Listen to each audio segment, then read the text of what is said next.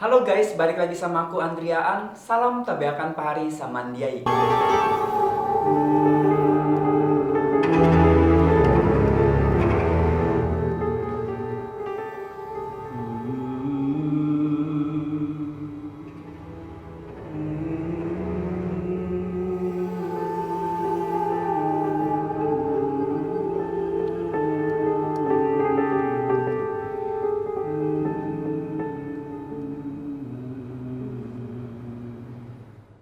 Kali ini aku mau ngebahas makhluk-makhluk mitologi yang ada di Kalimantan. Langsung saja yang pertama, Kadut Karun. Kadut Karun merupakan makhluk berbentuk ular, namun bersisik emas dan juga ada yang bersisik perak. Makhluk ini tidak sembarangan bisa ketemu dengan manusia. Dia memilih sendiri mau ketemu dengan siapa. Orang-orang yang bauntung batuah. Jadi ini istilah di dalam bahasa kami, bauntung batuah ini adalah orang-orang yang benar-benar dia itu dianggap sebagai orang yang punya keuntungan atau kehokian lebih, yang mana dipandang oleh makhluk ini sebagai orang ini patut untuk menjadi kaya raya. Kadut Karun dipercaya merupakan harta yang dikasih ruh sehingga dia bisa bergerak. Makhluk ini bentukannya memang seperti ular, namun dia ada tanduknya sedikit di ujung, mungkin agak mirip ular derik ya, kepalanya agak mirip ular derik, namun dia tidak menggigit. Ular ini juga tidak bergerak seperti layaknya ular pada umumnya yang meliak-liuk, tetapi dia bergerak bergeser. Kadang ada yang menggelindingkan badannya. Ular ini ada yang ditemukan di dalam tanah saat seseorang menggali, ada juga yang ditemukan saat seseorang sedang memancing. Aku tahu tentang ular ini karena ibuku sendiri yang pernah bertemu dengan Kadut Karun. Jika kalian bermain di Kalimantan dan ternyata kalian bertemu dengan ciri-ciri seperti yang aku sebutkan, jangan takut, jangan risau. Dia mendatangi, dia tidak akan menggigit. Namun ketika kau ambil, dia bakalan berubah menjadi kepingan-kepingan emas ataupun kepingan-kepingan perak. Tidak seperti ular lainnya yang apabila ketemu manusia kabur atau takut atau berada dalam posisi ingin menyerang.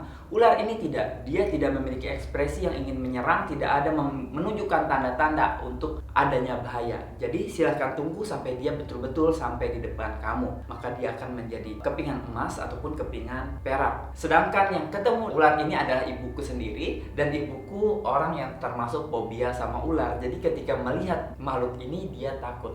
Dia tidak menunggu sampai benar-benar makhluk ini datang. Ibuku cerita bahwa kejadian ini saat beliau masih usia remaja, dan saat itu beliau sedang memancing di Sungai Kahayan. Orang Palangkaraya pasti tahu di mana itu Sungai Kahayan. Beliau ini dulu sering memancing di daerah sana. Dan ternyata ular ini menyamperin beliau saat beliau sedang memancing di atas perahu kecil, atau kalau di sana sebutnya jukung ya. Lanjut yang kedua yaitu jamblang. Jamblang ini bukan makhluk yang berbentuk hewan, tetapi dia berbentuk anak kecil. Ciri-cirinya adalah biasanya anak laki-laki, namun punggungnya datar. Beberapa yang pernah ketemu dengan dia ini menceritakan anak ini seperti terlihat murung, sedih, dan biasanya adalah saat senja. Nah, anak ini ketika diajak bicara, dia diam, tidak menunjukkan ekspresi apa-apa dan tidak menjawab apa-apa. Namun ketika kita memindahkan pandangan, berbalik lagi kepada dia, maka ukurannya akan semakin membesar. Setiap kali kita ngomong, dia akan membesar. Setiap kali kita ngajak bicara, dia akan semakin membesar. Inilah yang dinamakan jamblang.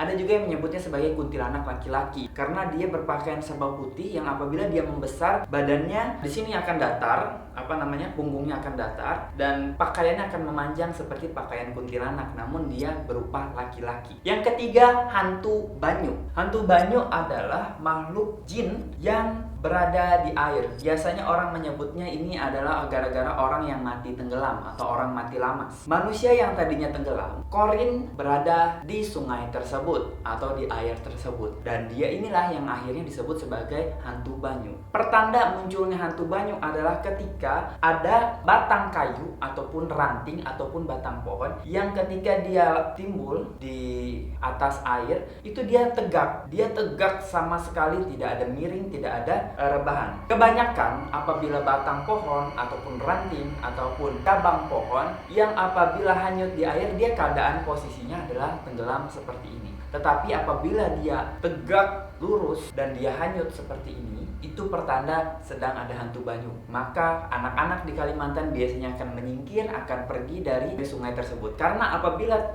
tetap mereka sedang beraktivitas di sungai tersebut, mungkin berenang, mungkin memancing, akan ada kejadian yang kurang mengenakan, yaitu seperti ada yang menarik anak tersebut untuk tenggelam ke dalam air. Adapun bentukannya, ada yang mengatakan dia ini seperti karpet, dia menggulung. Ada yang menyatakan seperti itu. Namun yang aku lihat ini adalah korin gitu. Korin yang masih berwujud manusia, dan mungkin karena dia tinggal lama di air akhirnya berlendir, dan juga ada selaput beserta kuku-kukunya yang panjang. Rambutnya juga dipenuhi lumut, mukanya juga tidak semenarik manusia pada umumnya. Dia sangat-sangat makhluk yang buruk rupa. Yang keempat, kuyang. Kuyang ini sebenarnya bukan jin, dan dia ini bukan hantu, tapi sebutannya sebagai hantu kuyang ya. Padahal kuyang adalah manusia yang membuat kontrak dengan jin, sehingga tubuhnya di hari-hari tertentu menjadi milik jin tersebut. Ada yang menceritakan kuyang ini dulunya adalah seorang janda yang mengaji, yang ingin keabadian.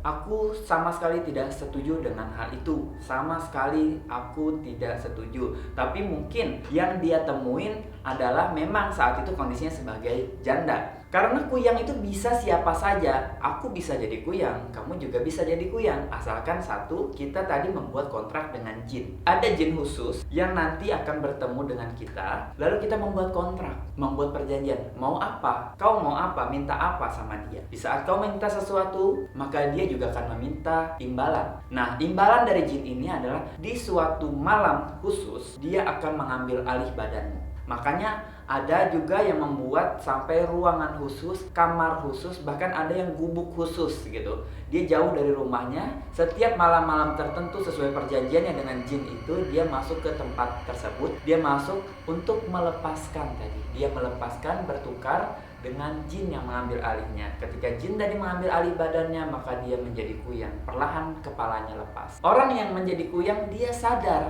dia yang jadi kuyang. Tidak ada orang yang tidak sadar. Nah, di sini yang sangat dihati-hatikan ketika kalian bertemu dengan orang-orang yang katanya paranormal ataupun dukun. Ketika ada orang yang tiba-tiba memberi kamu minyak, kamu tidak tahu kamu fungsinya apa, kamu tidak tahu dia siapa, kamu tidak tahu minyak ini minyak apa. Jangan asal terima. Bisa jadi minyak itu adalah minyak kuyang. Karena kuyang ada yang menggunakan media minyak. Pernah kejadian suatu ketika di tempat kami. Waktu itu adalah pasien dari kakek aku sendiri. Dia pernah berobat kepada seseorang yang katanya dukun atau paranormal. Dia waktu itu sakit di bagian leher. Orang nyebutnya ada gondok ya. Berobatlah dia di sana, betul penyakitnya sembuh. Tapi dia diberikan minyak, yang mana minyak ini harus terus dioles. Dioles terus di lehernya. Dan ternyata minyak tersebut adalah minyak kuyang. Di saat malam-malam tertentu lehernya terputus. Orangnya jelas dan sekarang masih hidup. Orang masih hidup, ada di suatu desa di daerah Kalimantan Tengah. Lehernya pun masih berbentuk seperti bekas putus. Aku tidak tahu usianya berapa karena waktu itu aku masih anak-anak, dan usia beliau saat itu adalah seorang perempuan, ibu-ibu yang punya anak dua. Mungkin sekarang udah sekitar 60 tahun, mungkin 50-60 tahunan ya usia beliau saat ini. Aku sudah lama tidak melihat beliau. Terakhir melihat beliau itu waktu aku masih SMA. Jadi kesimpulannya, kuyang tidak hanya seorang janda yang pengen jadi abadi, tetapi laki-laki juga bisa menjadi kuyang, perempuan juga bisa menjadi kuyang. Kuyang ini menyala, ada warnanya, dan dia terbangnya lurus. Tidak seperti ini, tapi dia lurus, halus jalannya. Beloknya juga halus. Tidak seperti yang kebanyakan penampakan itu tidak bernyala. Kuyang ini makanannya ari-ari bayi, itu yang utama. Terus yang kedua, dia memakan bekas darah haid. Jadi hati-hati dalam membuang darah haid para wanita ya. Nanti ini jadi suka makanannya dia. Masih banyak lagi makhluk mitologi yang ada di Kalimantan.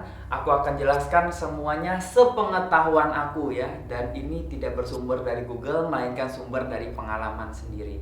Jadi mungkin akan ada pengalaman-pengalaman orang yang berbeda, sehingga akan ada pendapat-pendapat yang berbeda. Jadi tidak perlu saling menyalahkan, tidak perlu saling menyerang, tidak perlu saling konflik ya. Tidak perlu, perdebatan itu nggak diperlukan. Karena setiap orang punya pengalaman yang berbeda, punya cerita yang berbeda. Salam Andriaan. Bye-bye.